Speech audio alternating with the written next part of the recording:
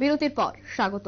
Lower division clerk পরীক্ষায় নিয়োগ এই মুহূর্তে নিয়োগ করা হয়েছে হাজারো হাজারো চাকুরি প্রত্যাশীদের এবং আজ 20টি ডিপার্টমেন্টের 1200 জনকে অফার লেটার প্রদান করা হয় রবীন্দ্র শতবার্ষিকী ভবনে, যেখানে উপস্থিত ছিলেন মুখ্যমন্ত্রী ডক্টর মানিক সাহা, এছাড়া রাজ্য সরকারের অন্যান্য মন্ত্রীগণ। চাকুরি প্রার্থীদের নিয়োগ পত্র প্রদান করা হয় আজকের এই অনুষ্ঠানের মধ্য দিয়ে।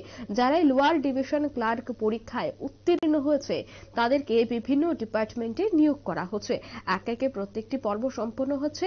আজ আগরতলা রবীন্দ্র শতবার্ষিকী ভবনে 20টি ডিপার্টমেন্টের 1200 জনকে নিয়োগপত্র প্রদান করা হয়। সে বিষয়ে মুখ্যমন্ত্রী ডক্টর মানিক সাহা কি বলছেন শুনুন। কর্মসংস্কৃতি অবশ্যই যেন ঠিক থাকে।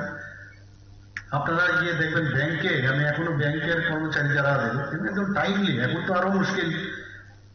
আগে তো মনে হয় ঠিক আছে কালকে এসে হিসাবটা মিলিয়ে নেব, তো এখন তো কম্পিউটারের যুগে হিসাব যদি না মেলায়, এখানে কিন্তু 10টা 5টা না, রাত্রে 12টা পর্যন্ত অনেক ব্যাংকের কর্মচারীদের দেখি যে সেখানে শেষ না করা অবধি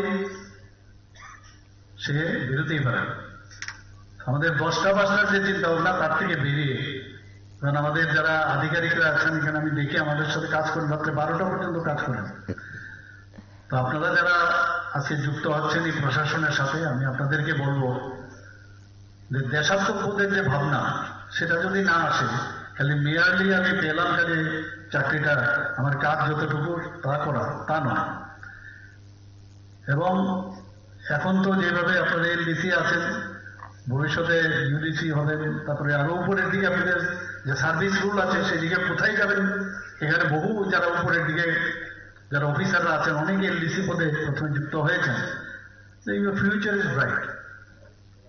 কাজের উপর ভিত্তি করে এই যে আমাদের ডিজি সাহেব এখানে বলেছেন যে ট্রান্সফরমেটিভ যে এখন কন্ডিশন, সেটা কিন্তু আমরাও দেখিনি, কিন্তু এখন কাজের সাথে সাথে সেটা দেখা যাচ্ছে যে আগে শুধু লেখা হতো খালি ফাইলে, ওই সমস্ত বড় বড় ফাইল টেবিল থেকে আরেক টেবিলে যাওয়া, এখন তো ই ফাইল সমস্ত জায়গায়। তো এই ট্রান্সফরমেশন যেটা রয়েছে তার মধ্যে আপনারা কিন্তু ঢুকছেন। আপনারা যুক্ত হওয়ার পরে হয়তো আপনাদেরকে ট্রেনিং দেওয়া হবে এবং সেইভাবে আপনারা কাজ করবেন। এখানে আমাদের সেক্রেটারি সাহেব বলেছেন যে অনেকেই আপনারা হয়তো কম্পিউটার জানালো, পড়াশোনা করে আপনাদের আজকের এই যে জায়গায় আপনারা চাকরি পাচ্ছেন সেই সুযোগটা এসছে। যে ফিউচার এই ত্রিপুরার আপনাদের হাতে, কারণ ফাইল যেটা ই ফাইলই হোক যাই হোক সেটা কিন্তু আপনাদের এখান থেকে শুরু হয়, ও লোক যাবে আপনাদের কাছে। এখান থেকে যখন শুরু হবে তারপর কিন্তু একদম উপর অব্দি আসবে। যা আপনারা লিখবেন এই ফাইল কেন দিচ্ছেন, খুব কেয়ারফুলি সেটাকে লেখা এবং ডেলিভারি সিস্টেম যেটা সেখানে কিন্তু আপনাদের এখান থেকে শুরু হবে, আবার আপনাদের মাধ্যমে সেটা ডেলিভারি হবে, তাই তো হয়। এবং এখানে আমাদের মাননীয় মন্ত্রী বাহাদুর বলছেন যে কিভাবে ত্রিপুরার চেহারা পাল্টে গেছেন, এবং সেটা সম্ভব হয়েছে একমাত্র আমাদের যশস্বী প্রধানমন্ত্রী নরেন্দ্র মোদীর জন্য।